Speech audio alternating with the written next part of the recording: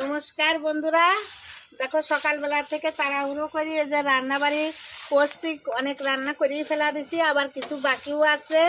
তো আমার এখন উনুনে বাচ্চার শাক হচ্ছে,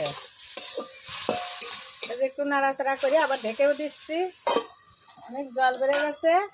এদিকে আলু ভাজা আর এই মটরের শাকের ঘন্ট করেছি,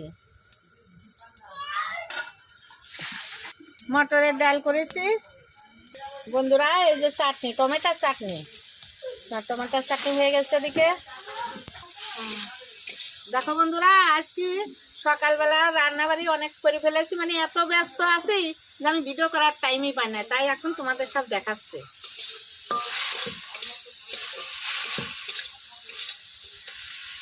আমার রান্না আরো অনেক কিছু বাকি আছে, মানে কিছু হয়ে গেছে, আরো কিছু বাকি আছে, তা তাড়াতাড়ি একটু সারতে হবে।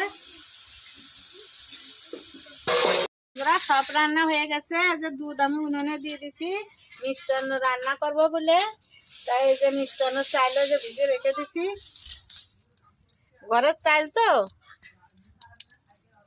চালানো হয়ে গেছে, তাই আমি এখন আতপ চালগুলো দিয়ে দিচ্ছি, মিষ্টান্ন রান্না করে নেব।